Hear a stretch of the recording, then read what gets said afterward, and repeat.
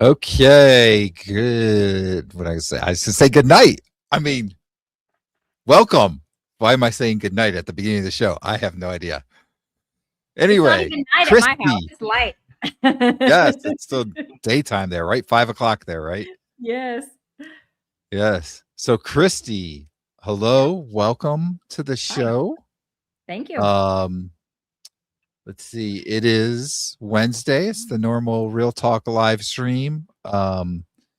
I do want to say really quickly that I talked to Johnny again, and for anybody that's wondering, he's doing well. He said he's been staying pretty clean with his diet, and he actually has an interview this Friday. So keep your fingers crossed for him, because that'll help him to kind of get back into the community and posting videos again. Because right now he's been really busy between the training class he's doing and getting ready for interviews and stuff like that. So anyway, that's a quick update for Johnny. Um, I don't see a whole lot of people in the chat yet. Just really quick, I see Linda is here. So hello, Linda. And Rick is here from Florida. So hello. I didn't pop this in. Let me put that. There we go. So we can see everybody's chat. Go ahead and say hi in the chat. If you have any questions for us or for Cristie, put a capital Q at the front and drop your question in and we'll answer it. And Cristie, why don't you start by giving us a quick brief background for anybody that doesn't know you? Excellent. Hi, my name is Cristie. For those of you that don't know me, my channel is Meeting Wellness. And I started that channel about, I don't know, I guess a little over 2 years ago after I had a history of yo-yo dieting for about 30 years and then thought, well, I need to lose some weight. I went keto in order to do that. And then, kind of like Rick in the chat, those vegetables just kind of more sounded like they belonged to the ducks than to me. I just didn't feel like making them. I was a little lazy, didn't want to make those vegetables. And so I started eating a carnivore diet, not even knowing that a carnivore diet was a thing. I didn't know about Dr. Sean Baker, did not know about Dr. Chafee. I knew about Dr. Berry, but I had only watched his keto videos. So literally, I just stopped eating plants without knowing that other people had also done that. And then I started finding kind of like weird things happening to me. Like I had joint pain that just disappeared at the age of 47. Like most 40, I'm 50 now, but at this time I was 47. And most people just, they're complaining about how they ache more. Their aches and pains are getting more, not less, right? My skin started to clear up. I used to get like hormonal acne. That rarely happens anymore if I eat too much cheese. It'll happen. But otherwise, my skin stays pretty clear. I started having the urge to exercise. That's weird. I never had. Usually, exercise was like a punishment. Like I ate too many calories. Now I need to go burn them off. Like that's what exercise was before. But it was like, I got to get out and go for a walk, or I got to get out and sprint, or I need to do some squats and some push ups because I just wanted to. So that was super cool. And then a big one for me was I used to have pretty severe, I think, social anxiety, which I never knew about until it went away. And then it was like, oh, you mean it's not normal for me to not want to, go to the grocery store or, go out, hang out with a friend? I would be that person that would like make plans and then immediately regret them and wish I could cancel them and only keep them because I felt too guilty. But like if I got to cancel them, I was super excited because I was that person. And I know I didn't, it was like my world was kind of gradually getting smaller and smaller. And then it was like, oh, like that feeling just kind of went away. So I've been, even though I would still say I'm an introvert, that's a lot different than never wanting to see anyone ever. Right. And so Yeah. that's me in a nutshell. I also have a son who has went carnivore about a year after I did. And so there's two of us meat eaters here in my house. Doing amazing, loving life, eating a lot of burger patties over here. Okay. We're gonna say hi to a couple people, and there's a question already that we'll get to. So Maria, hello from Perth, Australia. Lance, hello. Cynthia's here. Hello. Coach Edens is here. Hello. And here's our question. What do you think has been the best thing that has changed after going carnivore? So for me, because my son went carnivore, the changes that I see in him, that's my son, right? So those are the best things for me. I think we're going to get into more of that as we go through the stream. So I'll just skip to me personally. I think that one of the best things for me has been like to discover that, oh, I can talk to people. I enjoy talking to people now.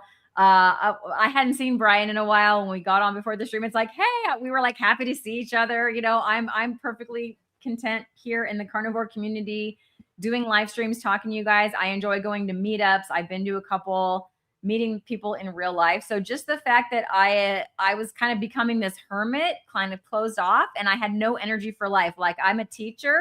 My shirt says warning. I may start talking about math at any time because I have to like gaslight my students. They love it. So I'm a elementary school teacher, and I would like any scrap of energy that I had, I would put into doing that. And then I was so kind of exhausted after that that I didn't have energy and didn't want, to do much else. So for me, just kind of joining this community, getting out of my own, head, and having energy to do things that I never had before. And at 50, I feel like I'm getting better at 50. While all my friends are like, I'm on another medication now. My first blood pressure medicine didn't work. So now I'm on 2 blood pressure medicines. Like, that's what my peers are saying, So, Yeah. mhm. Yeah. So I have a question. Since the last time we talked, my oldest daughter graduated from college and she's a teacher now, elementary. No way. What grade? So what grade are you teaching? I teach 5th grade, and I've taught that most of my career. I've taught also 4th grade. So that's kind of my niche, mostly Okay. 5th with a little couple years of 4th in there. I wouldn't go any lower. I think we would all cry. They would cry, I would cry. It would not be good. I enjoy the 10 and Interesting. 11-year-olds that I currently am working with. Okay. She's teaching 4th grade right now. So Okay, yeah, awesome. Getting them that's ready for me. yeah. Yes. And Great. I agree here, Coach Edens, but God bless our elementary school teachers. I'm just going to say this once, but I've said this probably multiple times before. It's ridiculous how we treat our school system. We don't get enough funding. Our teachers are paid very poorly. Like, exactly what I'm talking about. Teachers should be paid so much more. I wish that would change in our society. Yeah, thank you. That's I all I'm going to say. appreciate that. I will say this, I have had a few people, and I don't feel like we maybe live up to quite this standard, but it does mean a lot. I've had people, they find out I'm a teacher and they'll say, "Thank you for your service," which I think is like, for like, I'll say that to military people. So I'm like, we don't have to go that far, but like, yeah, I really do appreciate that though, because they are just appreciating what I do. Cause we teachers now are under, a lot of people don't like us right now. And so it's nice Mm, when people appreciate, the fact that we're just working really hard to just do what we love. Your kids, like, we spend a day, all day, 8 hours a day with 30 kids that are not ours, and we want the best for them. And that's what we do all day long. So thank you. I yeah. appreciate that. All right. I'm not sure their name, but D Lee is here. So Hi, Dee. hello. Where did I see? Holly is here. Hello. Hi, Holly. Nice to see you again. Cynthia says, I don't see the introvert in you, Cristie. You always seemed outgoing to me. I think is what I'm supposed to say.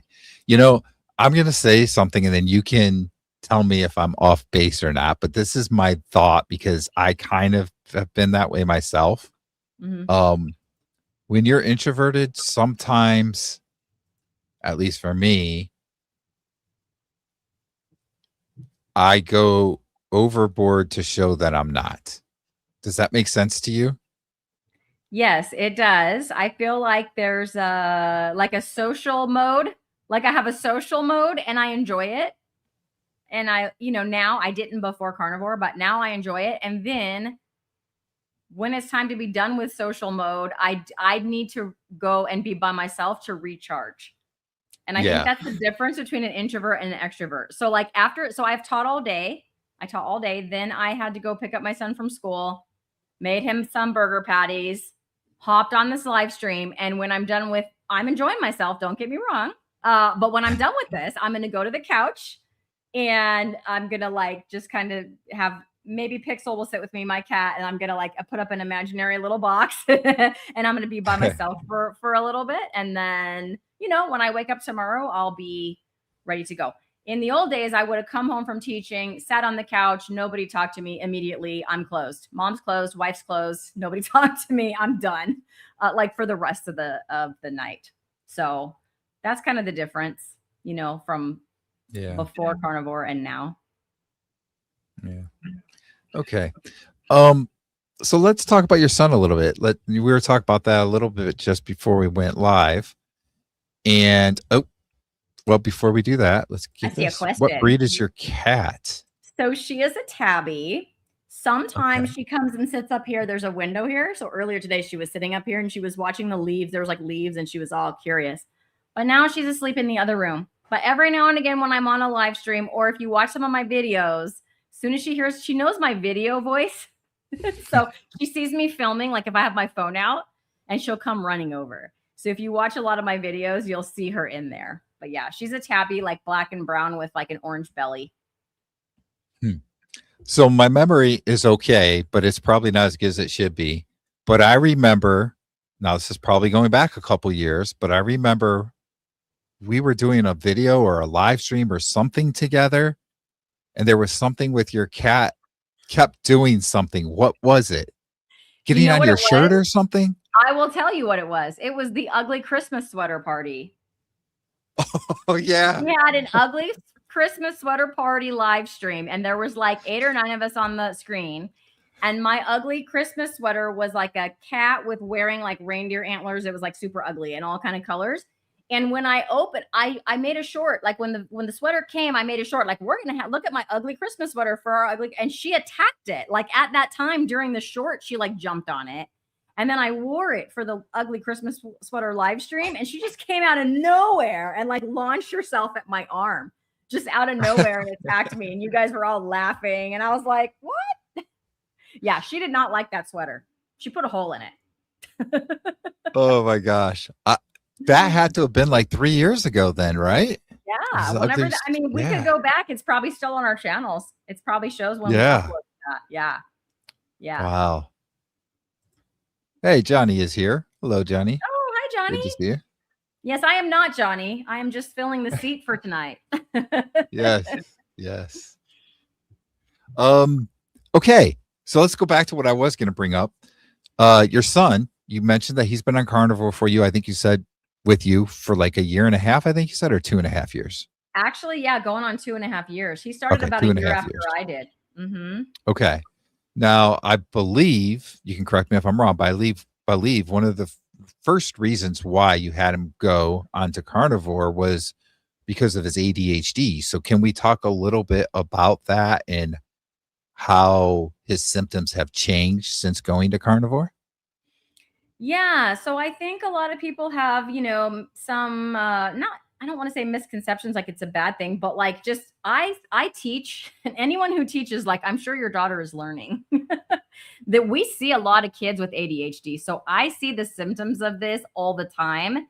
And I had been teaching for quite a while, like 8 years before he even came along. So I have had kids with ADHD in my class every year, very familiar with the symptoms, very familiar with all the tips and tricks. The severity and the different types of symptoms, it's not just one thing. So it's not just that kid can't sit still. Like I think that, that kid can't pay attention, that kid can't sit still. That's like the symptoms that I think are kind of common, and that everyone knows. And he definitely has those. A lot of the can't sit still and can't pay attention, he has those.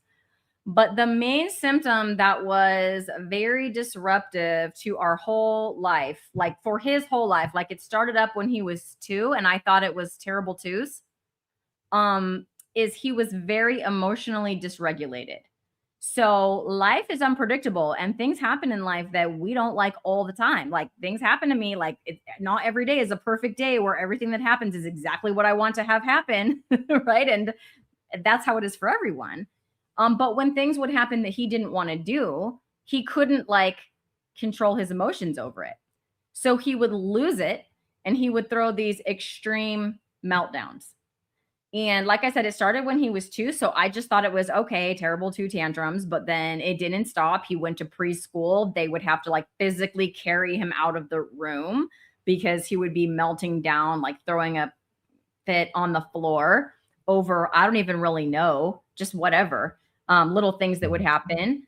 Trying to get him to get ready for school. It's like walking on eggshells, just trying not to start World War III, just trying to get out the door. Because if you told him it's time to get ready for school, you need to get dressed, and then he wouldn't get dressed. So you'd remind him a few more times, and then he would get mad that you were reminding him. Like you're reminding him, so you're making him angry because he's being reminded and he doesn't like that. But then if you back off and not remind him, then he would say he was mad at you because it's all your fault that we're late because you should have reminded me. So there was no winning. Like either way, he's going to throw a fit, right? If you remind him to do, I just said school, but whatever, he's mad because you're talking to him too much. And if you back off and then he doesn't do it and then you're late because of that, he's mad because it's your fault that you didn't remind him. And that is in a nutshell, everything, all the things, life. That's how life went. Okay. And they never subsided. They never got better. When he went to elementary school, he came to my school where I teach. And there were days where, like when he was in kindergarten, first grade, like at the end of the day, he would just be in the classroom still. Like he wouldn't leave the room. He'd just be melting down. They'd come get me. I'd have to go down there. He wouldn't calm down for me. And the way you can tell that it wasn't just like a brat throwing a tantrum is because a kid throwing a tantrum, if you give them what they want, they'll stop because that's why they're doing it. They're doing it to try to get their way. But whatever it is that he was screaming about, if you tried to give him that thing, he would then say that that's not even what he wanted anyways, and you're so dumb. And what he really wanted was the exact opposite of that thing. He wanted to, like, once he was in that mode, he just wanted to fight, and that's it. And so there was plenty of other symptoms, okay, but this was like the main symptom that you can probably see affected our lives like pretty heavily because this was going on all the time. And so, of course, I tried all of my teacher tricks, right? Things like visual schedules, timers, all this stuff. Then we upgraded to, well, let's do counseling. We got the school counselor involved, and outside of school counseling, we did education plans at school, 2 different kinds. We did a behavior support plan at school. We did occupational therapy at school and out of school that we paid out of pocket for. And a lot of times when I tell this story, like I've had people say, well, I'd have ADHD if she was my mom too. I'm like, this was over years. It's not like I'm trying to tell this story quickly. This is like, we would try something for 6 months. Well, that didn't work. Let's try this. Let's try this. And so just over the course of years, right, we're just throwing everything at it until finally we even got medication, ADHD medication from the pediatrician, because I'm like, he's not going to pass high school. Like he has to pass high school. Like nothing is working. And these meltdowns are not getting any better. And he's bigger than me now. And he's still having these meltdowns all the time. And this is not tenable, it's going to go, something's going to happen. Something very bad is going to happen. And he didn't like the medicine either. And that's right about the time when I went carnivore. So he watched me be carnivore for a year. He watched my energy come back. He watched me. He's in the band at school. And so he has football games on Fridays during football season. And in the past, there would be no way that I would go to those. A, they're too late at night. And B, they're in a crowd of people. And after I went carnivore, I was like, sure, I'll go to the football game and like watch you play your drums, stuff like that. And so finally, I had started learning about all the metabolic mind channel and people doing this for mental health benefits. And I was like, all right, dude, will you give this a try for 30 days? Give me 30 days. What do you got to lose? And so he agreed with the caveat that he was going to miss his ice cream. And so we tinkered around with some different dessert. We came up with this keto dessert that he liked. And we started with a lot of what I call substitution foods. And this is where in this community, sometimes there's arguing. Like, if you're making a carnivore pancake, you're not even a carnivore. And like, why are you doing that? Well, I'll tell you why. Because if I didn't give him a carnivore pancake, he sure was not going to eat a carnivore way of eating. Like, he was used to regular pancakes. So a carnivore pancake, I was okay with it. And then I would make chicken nuggets from scratch instead of buying the frozen food ones out of just ground chicken and pork panko and things. So it was a lot of substitution foods taking the place of the really unhealthy food that he had been eating. So even on that food, which is not the food he eats now, but we can get more into that later. Even on that substitution food that some people would say, you're not even a carnivore, and those things just keep the cravings going. And why do people even make those recipes? Because I've heard comments like that. About a week and a half in, all of a sudden he starts coming out of his bedroom. Well, first of all, for that week and a half, he didn't have any tantrums, and he was having 3 a week. He didn't have any meltdowns, and he had been having 3 a week. None, 0. And then he starts coming out of his room with trash bags, like big trash bags. 1 bag, 2 bag. About the 4th or 5th bag, I'm like, what are you doing? And he just goes, cleaning my room. Like, as if it was just natural, as if he'd just been cleaning his room his whole life. Like, he never cleaned his room, ever, because I stopped asking him to clean it because we had enough battles to fight, right? Enough battles. So his room was like a hoarder. Like, he was like a hoarder. Like, it was piles with like a one little pathway that he can get through, because I just wasn't going to fight that battle. I hadn't told him to clean his room since he was 7 or something, and he was 15 at this time. And I think he came out of there with 14 or 15 trash bags. And then I said, he was piling them up by the back door. So then I just said, okay, well, that's fine. When you're done, just please take them to the outside trash. Well, like, I had gone to bed and he finished up. And in the morning, like, I told him once, and in the morning, all the bags were at the outside trash. I told him once. Like, I'm used to having to tell this kid 25 times, and then probably we're going to get in a big fight. Like, I told him once, please do that. And they were out there. And so that's kind of like the story of how he started. And like, within the first week and a half, just even eating carnivore pancakes and, carnivore, pizza that I'm making over here, how he started to change. Yeah. So you mentioned that that's how he started, but he's eating differently now. What kind of meal plan is he doing now with carnivore? Yeah. So I think one time, I think it was for Thanksgiving, after he started, I made like a pork shoulder in a crock pot as part of the meat that I brought to that Thanksgiving meal. And he really liked that. And so from there, we started building on things like, I think that was one of the first things he ate that was just like, throw some pork in a crock pot, like put a little salt in there. He liked it. We started him just on like eggs and sausage. So he doesn't like bacon. So all the bacon is for me in this house. He likes like breakfast sausage. So every single day for breakfast, I cook up a pound of breakfast sausage at a time. And I just like put it in the fridge. I put a couple scoops in, scramble up some eggs and some butter. That's his breakfast every day. So that was like one of the second things, he did. Then he got used to eating burger patties. So like I mentioned, I came home after I picked him up from school. I came home and I made him just some burger patties with some salt and some cheese on them. And so that's what he had tonight. He has decided that he likes chuck roast a lot better than that pork shoulder. So he won't eat pork shoulder currently, but he loves chuck roast. And if there's no chuck roast laying around as leftover, he's like, Mom, when are we having chuck roast again? Those are the main things he eats. He will eat picanha, as everyone who knows me knows, is one of my favorites. He will eat picanha. He had his first Brazilian steakhouse experience. What was the one meat he liked? I think it was like I forget. There was one, I forget, but there was one. So he was like, don't bring me anything else. Just bring me that one. Give me like 4 pieces of that one. So that was fun. That was fun. He had his first steak was a family gathering. Was it Christmas, I think, or I don't know. This year. So he had his very first steak. He has texture issues. So he's been diagnosed with sensory integration processing disorder. And it's like similar to like, although he's not diagnosed with autism, a lot of kids with autism do have this sensory integration processing. That's why you'll see them with the noise canceling headphones and that kind of thing. So he has that in all 5 senses. So textures in the mouth is huge for him. And so that's why we started with the substitution foods that were similar in texture to what he was used to. But like now he'll eat a steak. But if I would have said put a steak on his plate, no way. He wouldn't have done it. So, but now he doesn't eat any. I haven't made well, first of all, the desserts that we started him on went away on their own. He hasn't had a keto dessert since my aunt makes like a keto cheesecake when we get together for Christmas. So I think at Christmas he had a piece of that. But I don't make him a dessert. He doesn't ask for them anymore like he used to. So his sweet cravings went away on their own. So he doesn't do that anymore. He's pretty much at this point strict carnivore, except for he does flavored electrolytes. Okay. Yeah. Good.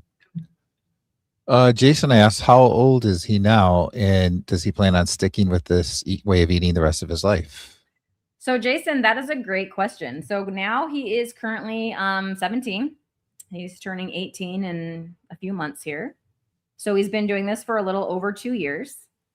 We were at a family gathering a while ago now, but like my husband's aunt was saying, she was like listening to us. She's not like, it's funny. She was definitely used to be on the low fat train, like the food pyramid train. And now she's not like keto or carnivore, but she's like whole foods, lots of meat, and all of that. She gets like grass-fed meat, and you know what I mean? Maybe paleo. I don't really know how to describe her diet, but it's a lot different than it used to be. So she's totally down with what we're doing over here, which most people, they're like, you're nuts. But she's, we had this big long talk about it, and she thought it was pretty cool. And so it was funny because she asked him, she goes, do you think you're going to be doing this in 10 years? It was very funny because he made the exact same face that he made when I said, would you try carnivore for 30 days? He like really thought about it. He kind of looked up and he was like really thinking about it. And then he just looks at her and he goes, well, 10 years is a pretty long time. So but he said, I really like the way I feel. So if I had to say, I think that in 10 years, I will still be eating like this. He does it now without me. I mean, he can get any food he wants any time. So he's in high school, and here in all of our schools, they give 2 free meals. I put that in air quotes because to me, it's not food. It's a bunch of processed sugar or whatever. He could go there and get, like, I wouldn't have to put money in his account if he wanted to go get cafeteria pizza or whatever they're serving over there. He could, and he doesn't. So he eats like the sausage and pepperoni and cheese that I send with him. When someone takes him for fast food, he just orders burger patties. So like when my other son, who just eats whatever, they'll go to In-N-Out, and my younger son that eats a carnivore diet will just order burger patties, even though my other son is there ordering a milkshake and French fries. You know what I mean? So it's like he's not like, hey, will you get me a milkshake when mom's not looking? Like he doesn't. I know because I see the receipts. That's pretty good that he can do that though, while his brother's eating that food, that he can sit there and not be tempted by it. So what that tells you is it's helping him. Like that tells you that he is experiencing a big difference, or he wouldn't like, there'd be no reason for him to do it. Right. Yeah. Yeah. He realizes how much better he's feeling and so forth. So that's part of the motivation to keep him going. Yeah. Yeah. 100%. Yeah. Okay. Let's change things now to you. And why don't you tell us a little bit about how your meal prep is, like what types of foods, how often you eat, that kind of stuff. Okay, cool. So the way that my carnivore kind of goes is I have these phases. So at the very beginning, I was big on like the ground beef bowl. Like I would eat ground beef bowls, like a bunch of them. And then I was so sick of ground beef. I wasn't having a meat aversion. Like I still wanted meat, but I just did not want ground beef. And so I probably was like, I didn't want ground beef for probably almost a year. It was like a long time. I was like, it just sounded so gross. It was weird. I don't have that now. I will eat it, but just occasionally at this point. So then my next phase was like, I discovered picanha. And if you guys don't know what picanha is, it is delicious. See, he's laughing because he knows I have been dubbed. Yes, I remember. Lady Picanha is one of my favorites. I need a shirt that says Lady Picanha. I'm the picanha president, the picanha, like lots of things. I'm like this ambassador for this meat. A lot of people do know what it is, but I still keep finding people. They're like, what the heck is even picanha? So it's also called sirloin cap, and it's like the end of the sirloin. And so it's like sirloin, but then it has this fat cap that's really thick fat cap on it. And if you go to the Brazilian steakhouse, that's like their specialty. So you got to wait for that picanha. You have to like have them bring that to you because it is delicious. My Walmart carries it. A lot of them, some do, some don't. You can also ask at your butcher counter to cut it for you, and they will. And that's a good way to do it because you could tell them not to trim the fat cap because they will trim it normally to about a half an inch. But if you just tell them don't trim it at all, then you get like all the fat on there, which is pretty cool. You can also order it from, yes, see, Simpson knows. Simpson knows. Picanha. We're not on my StreamYard, Simpson. So that's why there's no picanha banner running across the screen right now because this is Brian's StreamYard. He doesn't have a picanha banner. So I learned the easiest way to cook it for me because I don't have like some people do it in the smoker or whatever. I don't have one of those. So I crank up the oven to 500 degrees. I put it in with just some smoked salt for at 500 degrees for 10 to 12 minutes, depending on the picanha, how big it is. Turn it off and then just let it sit in the oven as the oven cools down and for about an hour and a half. And it just turns out this like perfect kind of medium rare to rare consistency. So it takes time, but it's very easy. Like there's almost no work. You slice it up, it's delicious. So I think I ate picanha like probably 5 or 6 days a week for I don't know, a long time, maybe another year after I got sick of the ground beef. Yeah, I would buy a couple picanhas a week. And that would be what I would eat. And it was super delicious.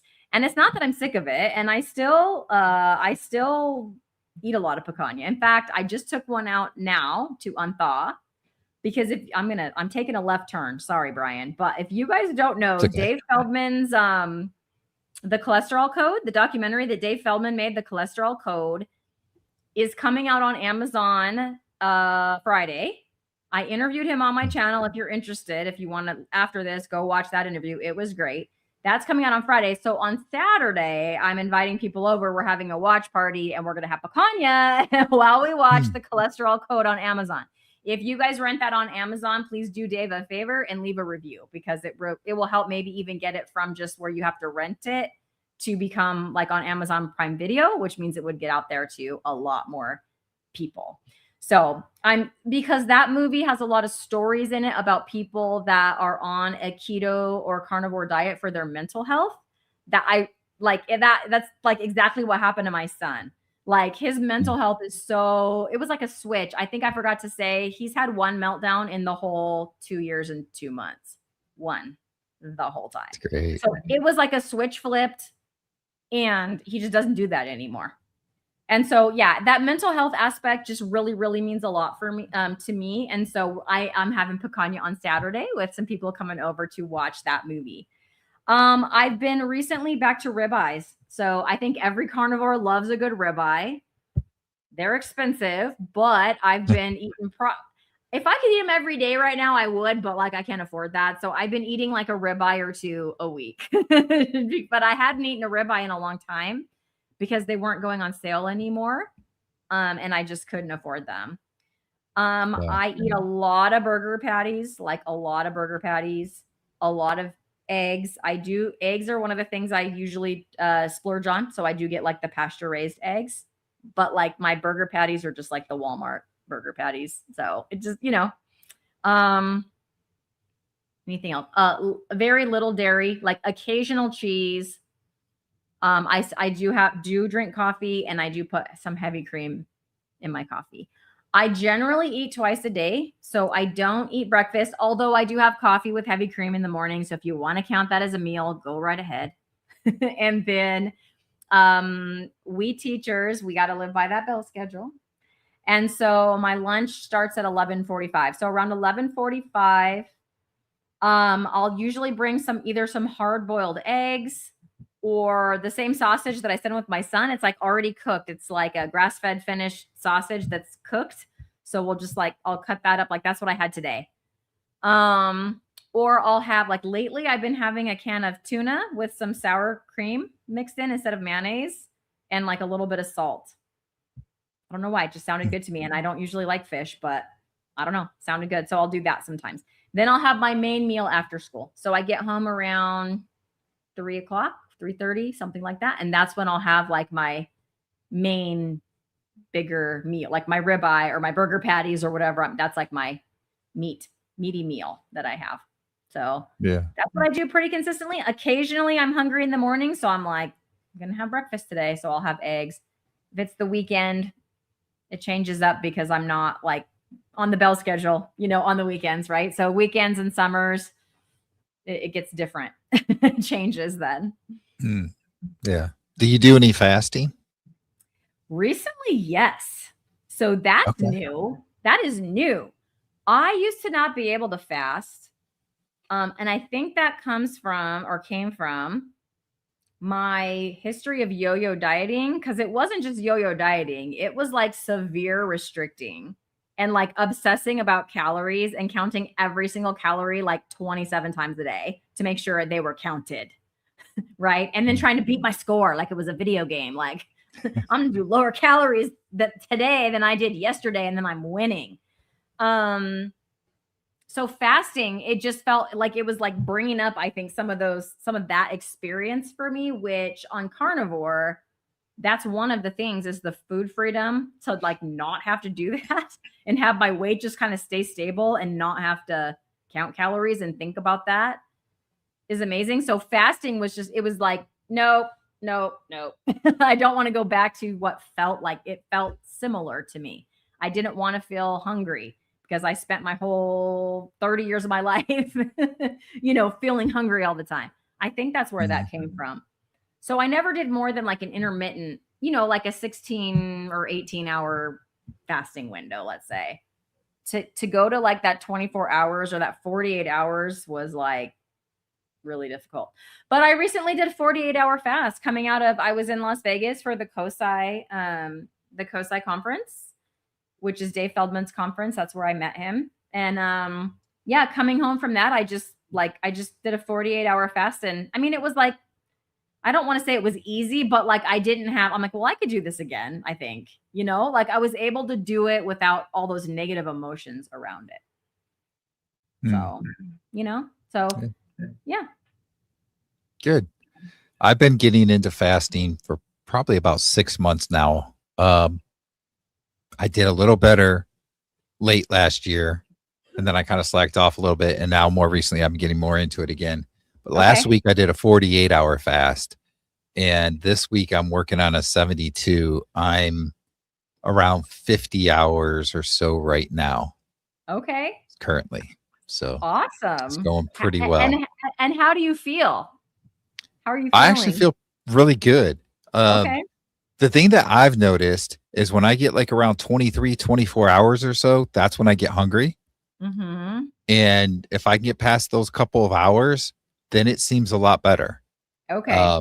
So I'm in that second day's worth now, actually a little bit past that. And this day has been really good. There's really hasn't been any hunger at all. Okay. Tomorrow I'll probably be hungry. So it'll be rough to get to the full 72 hours, but so will this be your first, is this your first 72-hour fast? Is that why you say that? Like your body's never done that before? No, I've done it once or twice before. Typically I've been doing 48 hours, but I have done 72 hours a few times, but it was a lot rougher getting those last few hours into 72 hours. I will say that. But yeah, overall, like right now, like around when I get close to 48 hours or so, there's like this weird calmness that seems to happen. I don't know how else to explain it. And my heart rate gets lower. Like normally it's pretty good. It's like in the 60s, like low, mid 60s.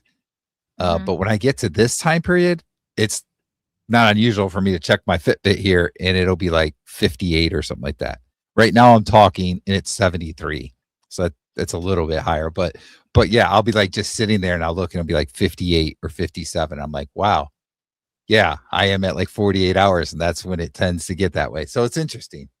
That is the other thing I noticed is if I do some sort of exercising while I'm fasted, I seem to get a lot of energy from that. I don't know why, but yesterday I did I did some push-ups and some sprints, and like when I was done, I felt really energized, and that was weird. So I don't know. Yeah, that's cool. The other thing I've Yeah. tried is what some people call fat fasting. So I did that Yeah. today, where you have like Okay. 80% or more of your calories from fat. So I had that sausage, like I said, but those are really high fat. I don't know the percentages. They're like more fat than protein in those things. And I had some cream cheese and I had some egg yolks that I cooked in the beef fat that was left from my son. Usually I'll cook it in butter, but I had made my son his burger patties, so I cooked the egg yolks in the beef fat that was left Hmm. from the burger patties that I cooked him, and then I just like mix in some sour cream. So yeah, I'm doing some Yeah. fat fasting today, and I noticed that like I'll feel good on that for a day or two, and then it's like, all right, I really need some protein. But like I think my ketones must be high because when I do a fat fast like that, I think my ketones go high because I feel like really happy and good, and like my Yeah. brain is, cranking along pretty nicely. Yeah. Okay. We do have some questions I want to get to. First, Karen is here and said hello. So I want to say hello to her. Thanks for stopping in. So let's go to some questions here. And I think this is more of a comment than a question. But so Mhm. Cynthia says, your son has been carnivore for over 2 years now. Really, it doesn't seem like it's been that long. It's great to hear he's doing so well. Yeah, people that watch my channel, they know the time when he started. I have a whole playlist on my channel about like just all the different updates and changes. And I haven't done really any lately because it's just kind of more of the same, right? But yeah, as we were kept noticing new things occurring, I would make these videos. And so my regular viewers of my channel know, the progress. I made all the recipes that I made for him in case anybody else, parents out there wanted to try it. And yes, it's been since February of 2024. February of Mm, 2024 was that month when I said, 30 days, and he yeah. hasn't looked back. Pretty cool. Wow. Wow. Okay. Um, so what is my channel? Is right here. And you know what's I just noticed something didn't show up. Let me see if I can figure this out. It's somewhere in the settings. I always lose it too, where it says Our like our name. names. Mhm. Yeah, I don't know where it is. Style maybe. Yeah. Style show display names. They're still not showing, are they? Mm-mm. Huh. It's That's probably because weird. you have that banner up. Take the Wikivore banner down and then see if it shows. Sorry, Okay. guys, we're just doing tech support right on our live stream. It's fine. Yeah. Oh gosh, where was I? Here goes style. Yeah, there There we we go. There go. we go. There we Okay. go. There we go. Yes. And so let me go back. Yeah. So that's my channel. It's I'm known as Wicko's Carnivore. So yep. And boy, I don't know. We've done live streams before. Obviously we talked about um the ugly Christmas sweater thing that we did. Mhm. I think we did a few other different live streams at different You times had together. So the low carb football party or whatever that was way back yes, I had when, the and I low came on carb that. football party. I came Yes, on I that with you. remember. Mhm. Yes, I remember that. And then after that, I had the low carb lounge that we were Yes, doing for a while. I I may don't have remember come if in you were on once. that. You might I have don't been. I remember when you switched that. I don't know if I ever came on. Yeah. So yeah. Yeah. Okay, let's go to the next question here. This is from Jason. Cristie, do you ever have a cheat meal? And if so, what? Okay, Jason, here it is. If I'm gonna cheat on carnivore, I might have an occasional pickle. I know, a pickle. Can you believe it? So sometimes when I go out to eat, or like even occasionally at home, I'll buy at home. If I do it at home, I buy for like the fermented pickles, Mm. Or sometimes, but now I just threw them all away because they were in my fridge and I'm like, oh, those are like way out of date. So it's like I buy these things to have them occasionally. So I'll buy way too many. I don't think I've had them, and they were in there forever. Like they were months and months and months out of date and I just threw them out. So that tells you how often I do that. Wow. When I went to Kosai, I did not actually get pickles with my burger. So occasionally, like if I go to In-N-Out and get burger patties or wherever, if I'm out, I will get a side of pickles. The other thing might be if my husband and I go out for a breakfast, then I'll usually get like avocado with my omelet. So I guess you could say I cheat on carnivore with keto. If you want to look at it that way. And that's Okay. a few times a year, if that. Yeah. I'll buy avocados and then I'll throw them away. Like I don't actually end up eating them. So it's it's usually, like I said, when we go out, like with my omelet or whatever I'm going to get. Yeah. Mhm. Mhm. Okay. No tripping over your feet while sprinting now, Brian. Yeah. Did you trip? I got So back into sprinting recently. you don't know the story. Mm-mm. Okay, so Do tell.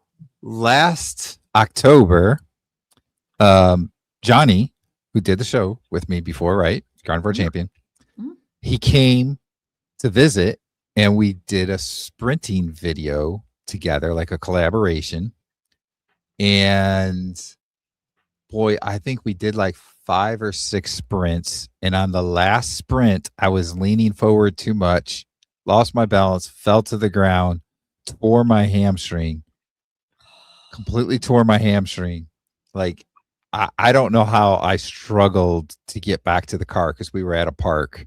And then he drove back to my house. It was bad.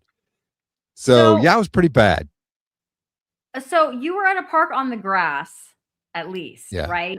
So like I we were on the sprint on my grass. street. So I don't lean forward very far. Like I know you're supposed to, but every single time I sprint, I'm like, if I fall, I'm gonna have road rash, like because it's on my street. I don't want to go to the park. Like I just go out at like 5 in the morning, and I live on a cul-de-sac. It's like no one's out there at that time. And I just sprint up and down my Yeah. cul-de-sac a few times. And then I come in and get ready for work. Like I don't want to go to the park. It's too far. It's like too much effort to go do that. And so, yeah, I'm fully aware the whole time. Like I'm very cognizant of where my feet are going. I'm looking at all the little rocks that are in the road so I don't step on one and all of that. Mm. Yeah, if I fall, it's going to be bad. So I try not to do Yeah, that. I do not forward lean anymore either. After You're that. like, I learned my lesson. Yeah. But I got Yeah. to tell you, that's one of the things that I contribute to Carnivore is how quickly I recovered from that injury. Hmm. I was told like it should have been like a good 6 months or so, and I was pretty much fully healed within 2 to 3 months. And I've been sprinting now, well, really just for a couple of weeks now that I've been sprinting. But the first time that I ran after that was about 3 months after it happened. I ran just to make sure everything was gonna be good. So I ran a couple times and not like big running, just like a little bit, not sprinting, so I wasn't going as fast as I could, but just checking it out, and I Yeah. was okay. Um, so yeah, that it was incredible, I think, how quickly I recovered from that because I had the pop and everything. It was a complete hamstring tear. So um but yeah, so I've been doing well since I started sprinting again. And it's funny because I think I put a post out on Facebook the other day, maybe it was yesterday, talking about what I did like with sprinting.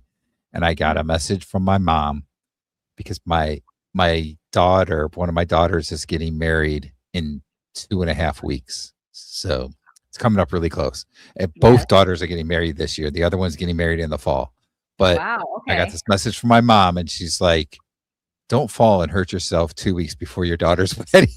That would be bad. Maybe take a sprinting hiatus. Oh my goodness. Oh. So I yeah. in true form, I just have gotten back into it for like a couple of weeks and I think I overdid it. Like I think I did too many sprints and so I'm going to like I was going to committed to do like every other day or like Monday, Wednesday. I was doing every other day and then it was like my knees were kind of hurting and then I'm like, okay, I'll wait. And then I went out there and I wasn't ready. Like I tried to sprint and it was like I couldn't sprint because of my knees. And so I didn't sprint today even though it's Wednesday because it's like I need a little more time in between. And then I think I'll get back to it and maybe not try to do 8 sprints, like try to do 3 sprints. Because I get out there and it feels good actually. When I'm doing it, I enjoy the sprinting. It's like the next day that I'm like, well, I think I overdid that. My body wasn't ready to jump in that hardcore yet.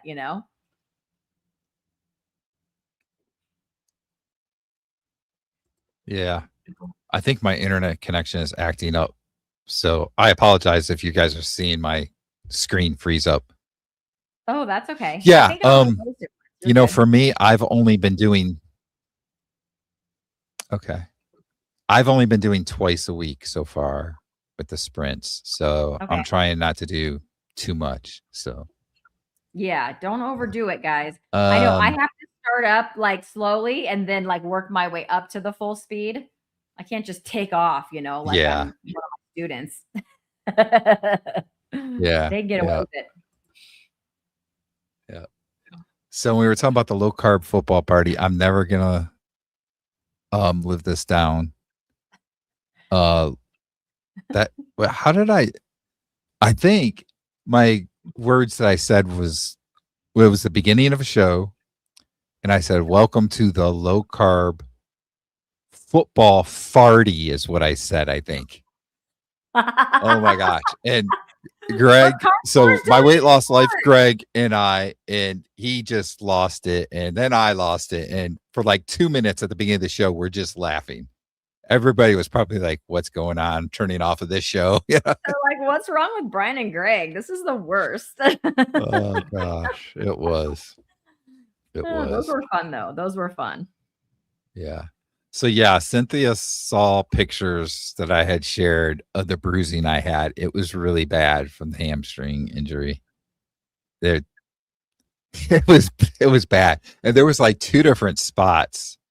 There was a spot like right at like my kneecap and then higher up. And I guess the kneecap thing was just because like the blood would drain down and sit there. So then I'd bruise up there too. So it was rough. Yeah. How far are your sprints?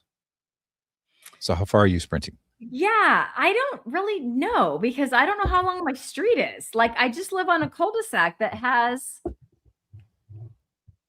maybe 4 houses down like that I'm sprinting like down my street. I was sprinting a lot a couple years ago and I could like sprint the length of my street and like onto the other street that it like tees off into. I was having to go around to that street and sprint because my street was almost becoming too short. But I haven't done it in so long now that I can maybe go 2/3 the length of my street and then I'm just completely winded. So I will get that back again. What I do though, is I have an app that is like a random timer generator.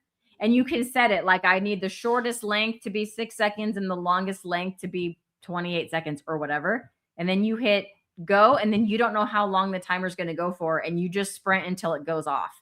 So that's a good way to, because you're supposed to kind of vary your sprints. They're not all just kind of supposed to be the same. And then you're supposed to even vary the number of sprints that you do each time you're sprinting.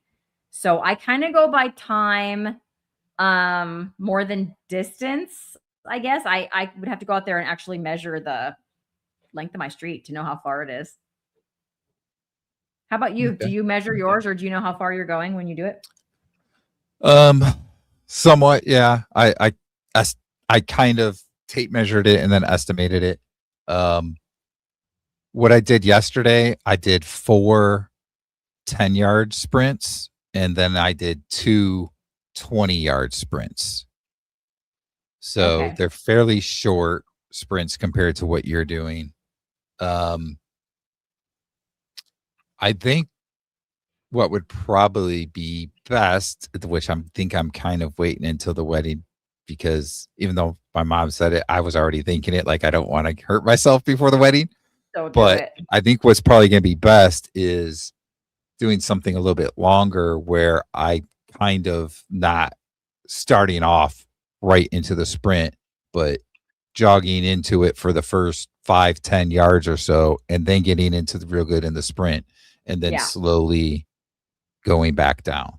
So Yeah, that's what I that's think I'm true. gonna That's do. what I do. So you can't count all of that as sprinting. I definitely have a lead up, a lead up to it, or I Yeah. know I'm going to pull something. An inner thigh Yeah. or a hamstring is going to get pulled if I don't do that. Yeah. I've been kind of stretching out a little bit too. Like I'll do some squats and then some push-ups before I do the sprints. And that Little kind of warm helps up. to warm me up a little bit before I really Mhm. get into it. But yeah. Yeah.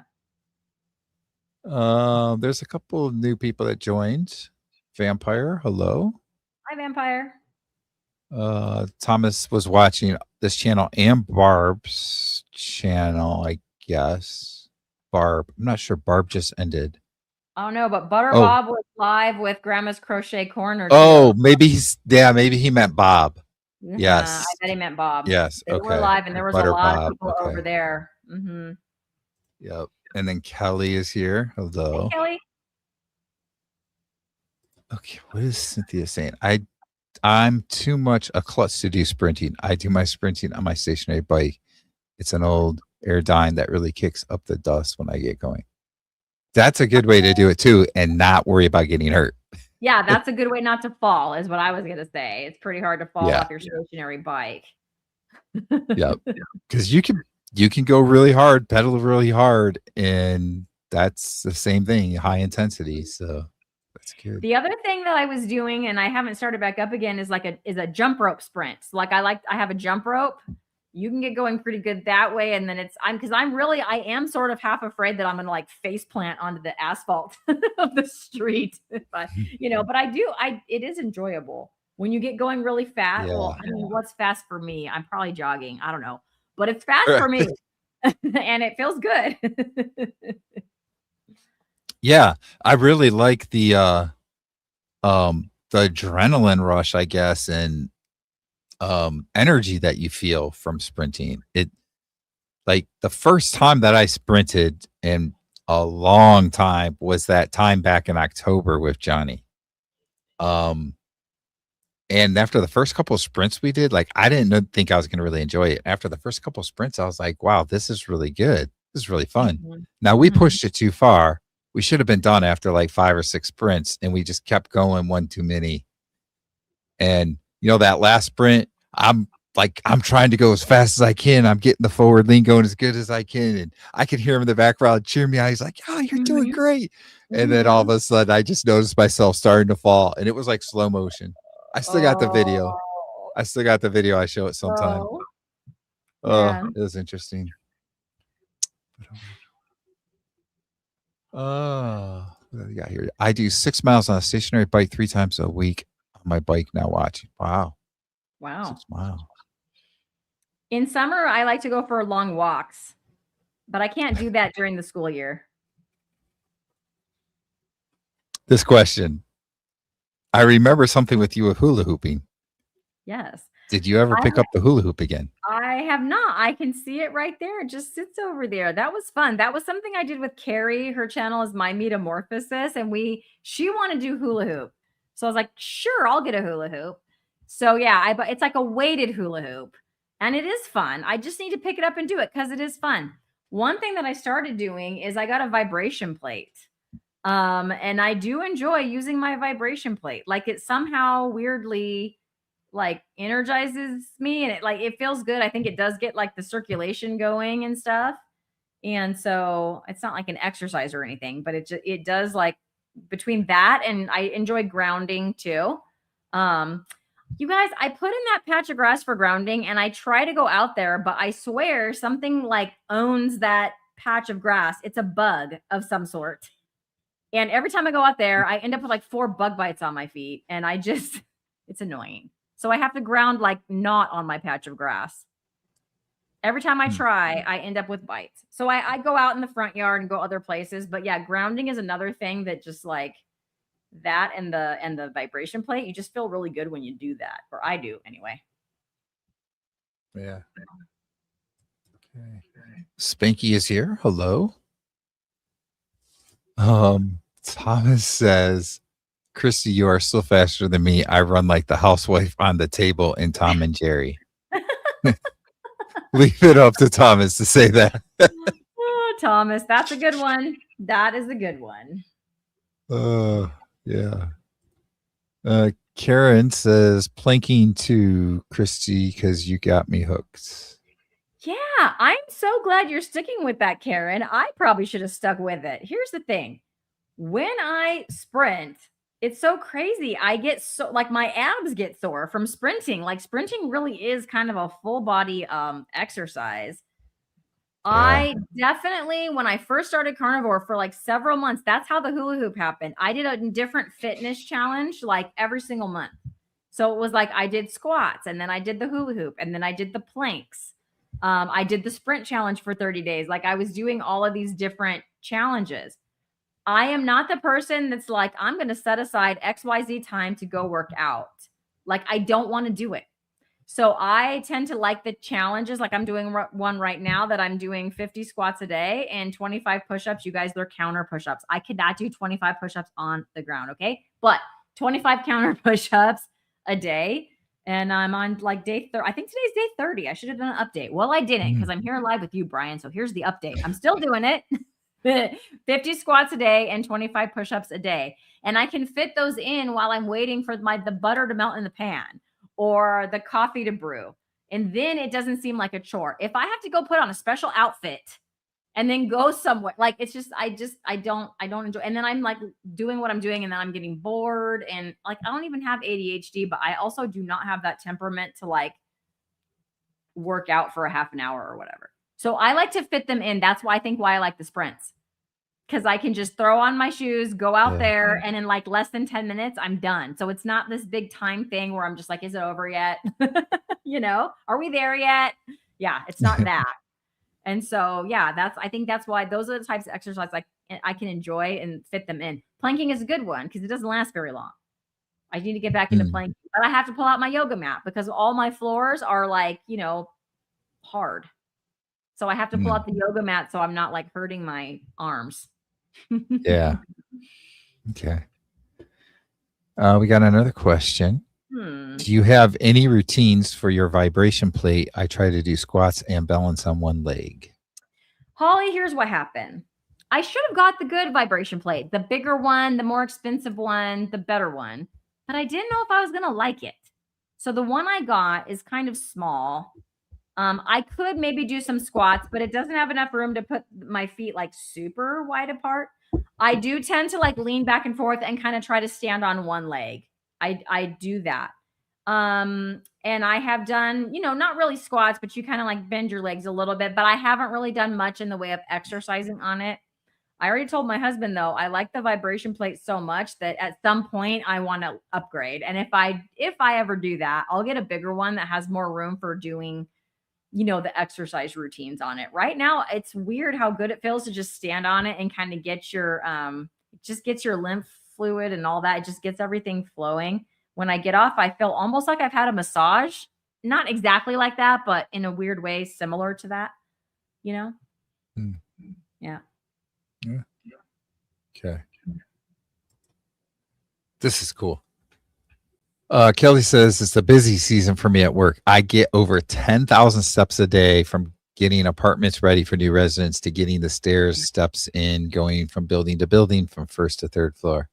Right That's on. the best way, right? When you can just do it by just being active instead of having to take time to do like specific training or whatever. That's great. I noticed a big difference as a teacher because we do not sit down. If you're an elementary school teacher, you generally do not sit down because you have to pace those aisles.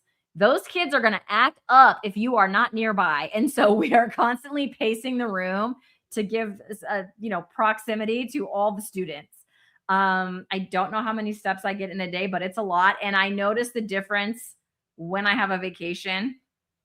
I just noticed like after a week off or something, I'm like, oh, it's like not the same. I have the urge to get out and walk.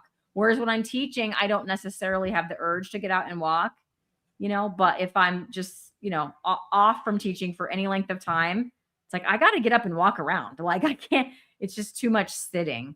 That's cool, Kelly, though. I don't get any steps in the classroom. So Yeah. I wish I did. Yeah. I mean, like stairs is what I mean is stairs. Rick has no idea how many steps he takes. He Rick, you was don't wear a constantly Fitbit? riding his bike too, right? So he's getting all kinds of activity. Yes. Go back up here to Thomas. So Thomas says that you're going to be on his chewing the fat lives that he does on June 17th. Yes, we So that'll got be it fun. all scheduled. Thomas is like rocking it because he emailed me and he was like, "Hey, do you want to come on my show?" And I was like, "Absolutely." And then he was like, "Well, I'm booked all the way through June or whatever." And I was like, "Whoa, Thomas, okay." Well, that works out for me anyway because I will be on summer vacation. So that is when my schedule is wide open. Absolutely. So June 17th, and I can't wait. That's going to be a fun chat. I'm excited. Yeah. I got to go on there once too. Nice. I think it was the same thing. He's like, yeah, here's my calendar or whatever. And I was like, okay, I'll see you in like a month and a half. Yeah. So he's done a great job of booking people. I'm horrible with that. Usually I'm at the last minute trying to get people.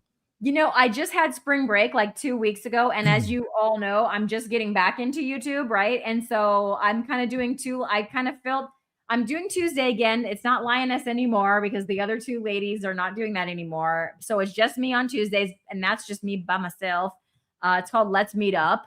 But then on Saturdays morning is when I'm doing my interviews. Every Saturday at 7 a.m. Pacific. And so, thank you. And so I spent my spring break booking people, is my point. And so I've got guests booked all the way through like the second week of June. So I am not making fun of you, Thomas. Now I'm just like you. I've got guests booked all the way through June. And then I see a cool guest. I'm like, ooh, I would love to get them on the show. And they're like, how about next week? And I'm like, how about June 6th? Because I'm already booked out. So yes. Yes, we do, Thomas. We do share a StreamYard. But anyway, yeah. So I'm all booked out now too. I've got some great guests coming up on Saturday mornings, y'all. If you don't want to get up early with me, catch the replay.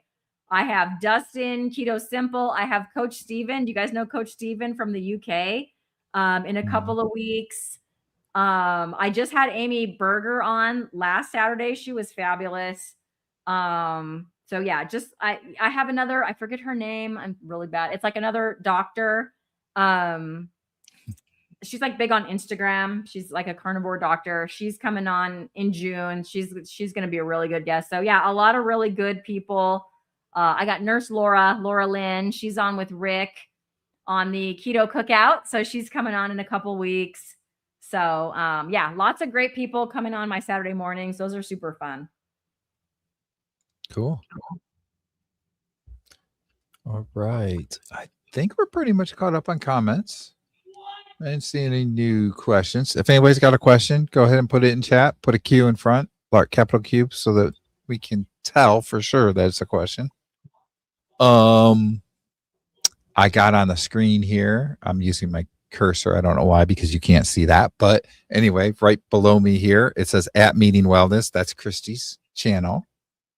So make sure if you're from my channel that you go check it out. Thomas says new question. Okay, let's go, Thomas. Ask it. And while I'm talking, thank you, Kelly, for subbing to my channel. Kelly says, I subbed to your channel, Cristie. Thank you, Kelly. Wow. I appreciate you. I have a goal of 4,000 subscribers. So I'm heading that direction. And that's my next goal. All right. Let's do this.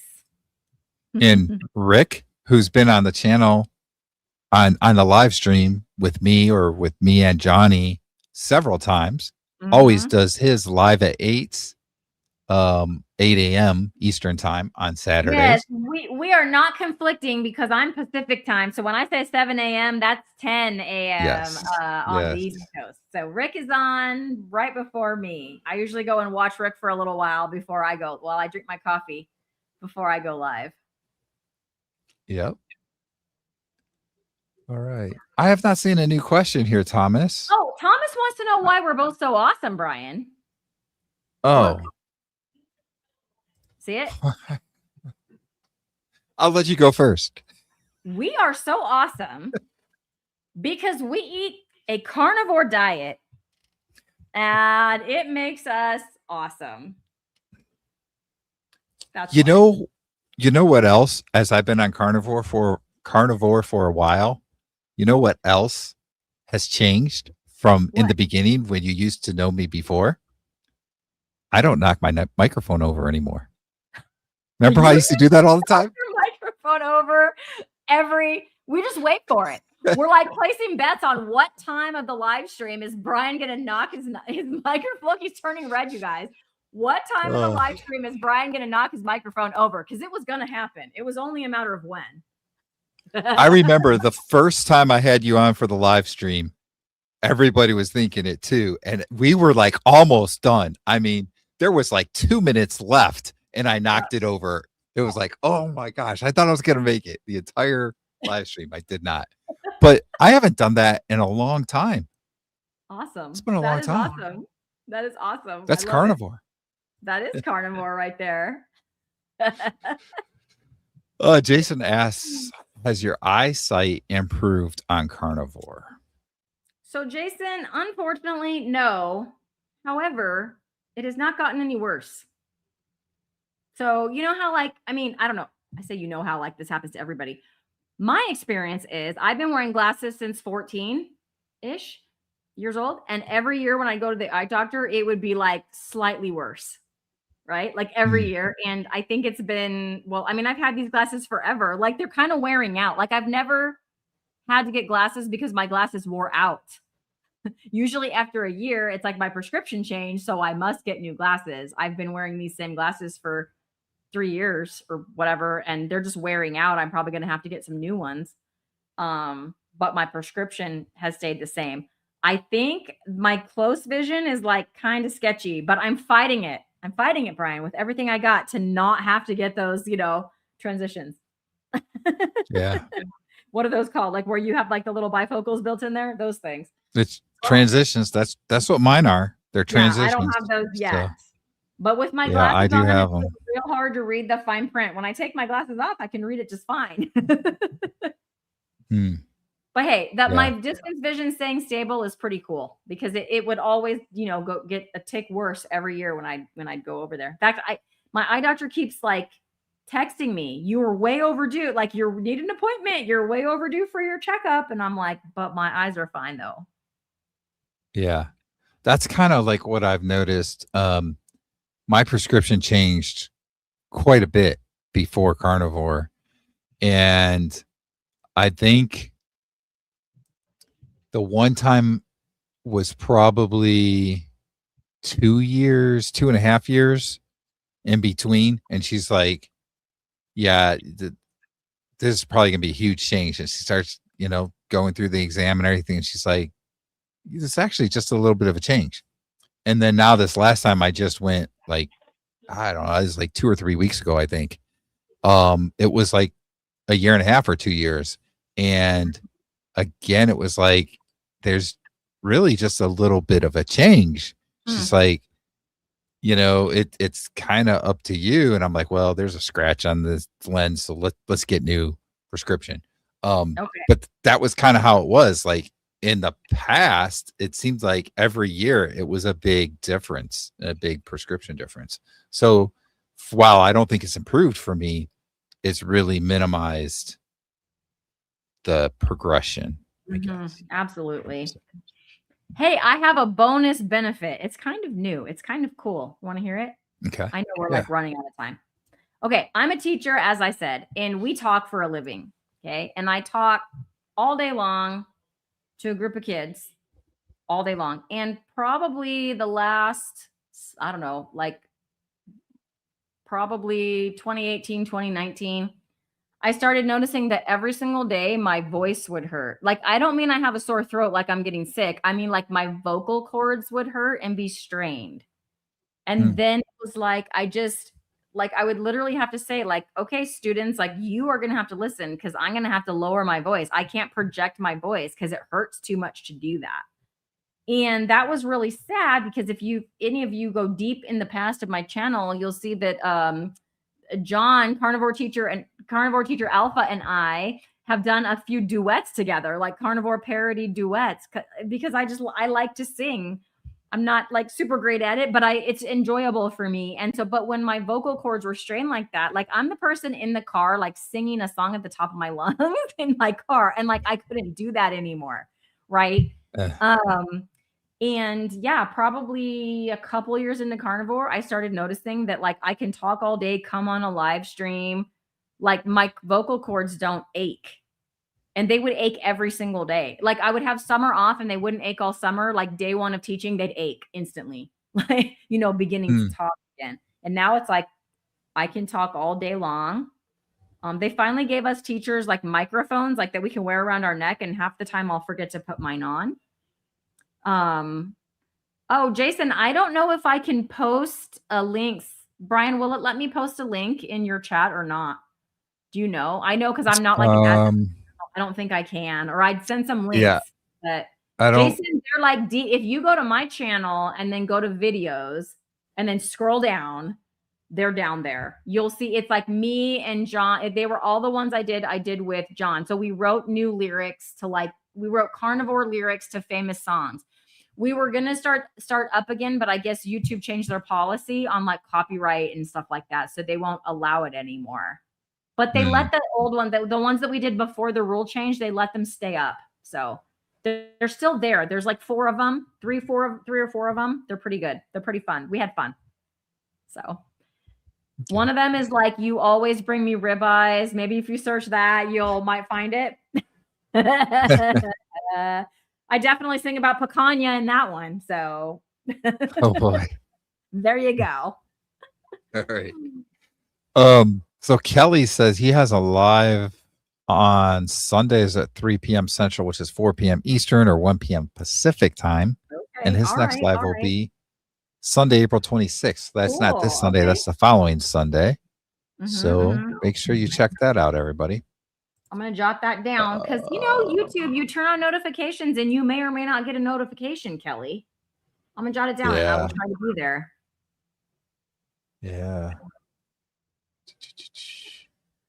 Where did I see? Oh, yeah. Jason said there are so many live streams now. I think that's great. It means that there's more people out there talking about it, and it gives people the ability to communicate in the community, which is probably one of the coolest things, is everybody gets to talk in the chat, right?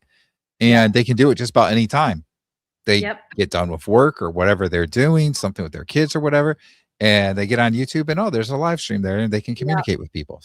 I think that's great. Yeah, that was my favorite thing when I first went carnivore. I would just go in the chat and then people would start to know me by my Meeting Wellness handle. And then pretty soon they know, oh, Meeting Wellness, that's Cristie. And then it's like, hey, and then you just like meet all your friends in there.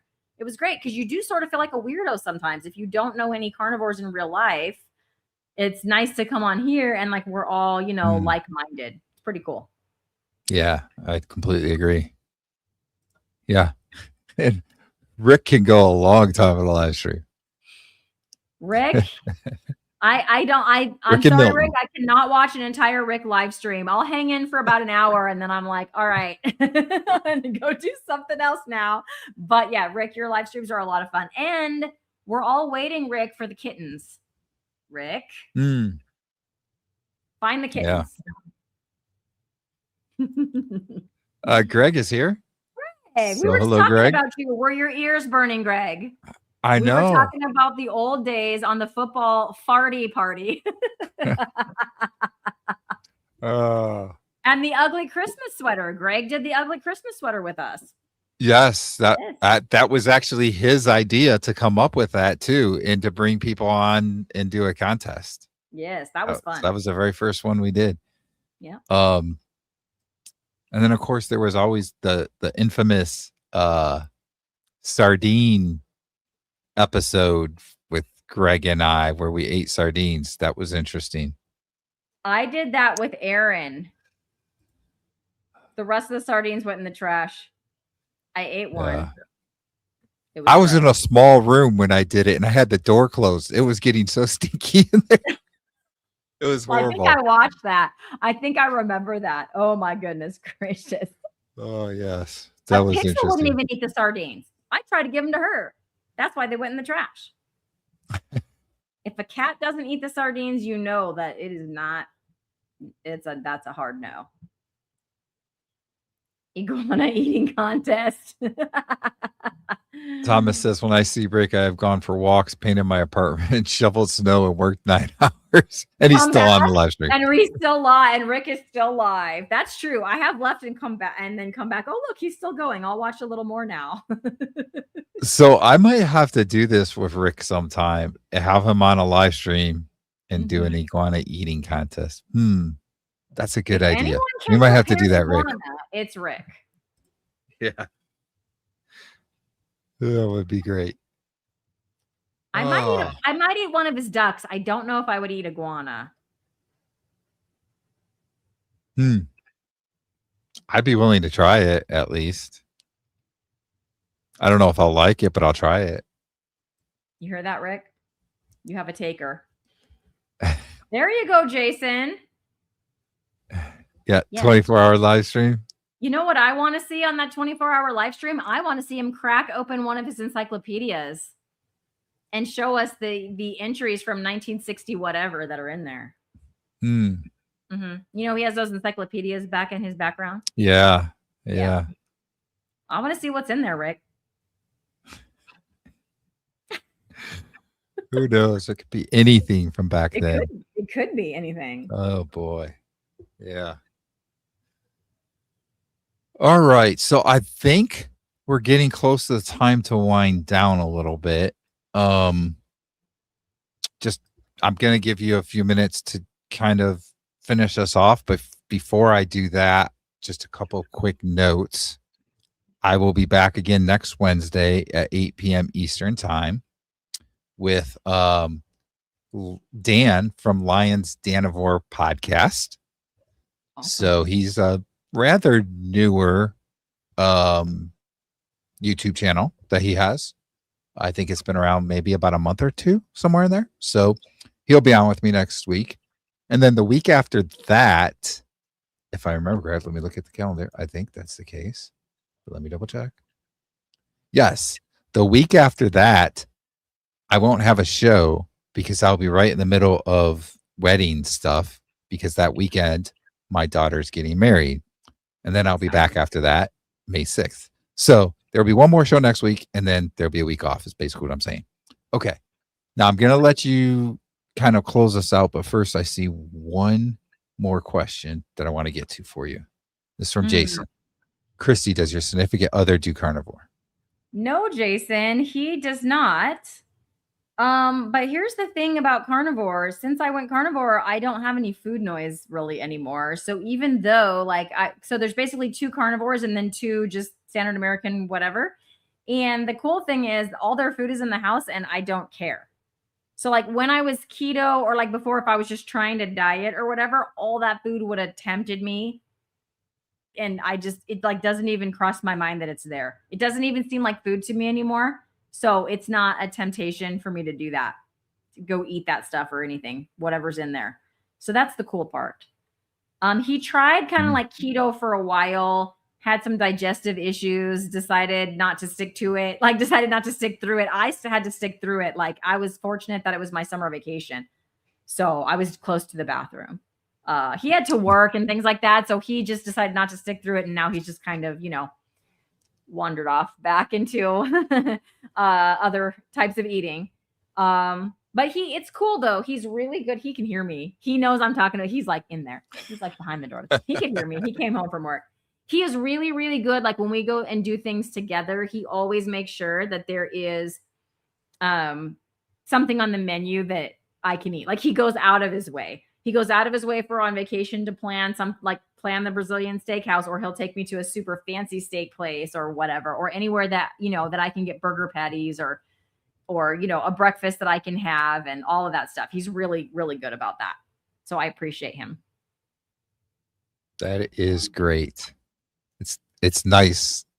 Well, first of all, I'll say it's awesome that you don't have the food noise because a lot of us still get that. But then to have him support you, even though he doesn't do it like that, is great as well. Yeah. Okay. So I'm going to let you finish us off with whatever topic you want to talk about. Just kind of talk a little bit and then we'll be done. Okay. Well, first, Brian, thank you so much for inviting me on the show. This was fun. This was a blast from the past. Anytime you or Johnny or whoever needed a fill-in co-host, I am happy to do it.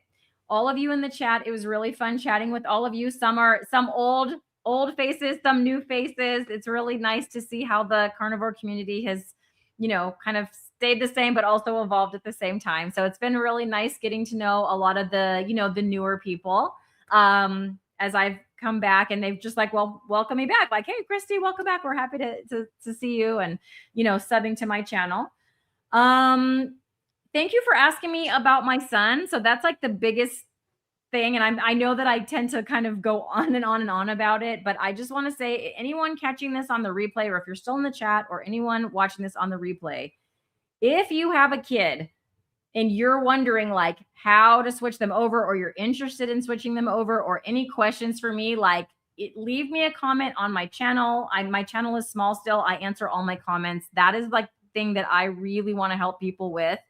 If they are struggle to like, how can I get my kid to go from eating, my kid was eating highly processed everything to now pretty much a strict carnivore diet. And I was able to do it. And so I might have, tips, tricks, insights, or ways to help you. Or if you have questions, things come up and you want to ask questions, I feel like that's like a big part of my mission, I guess, in this space at this point. And a big reason why I'm continuing to do my channel. So I'm open to helping people out. So yeah, thanks for having me on. This has been really, really fun, everybody. All right. Well, thank you for being on as the co-host tonight. And everybody have a good night. I'll see you again next Wednesday evening at 8 p.m. So if I can get my hand in the screen, I can't even wave properly. But bye, everybody. Bye.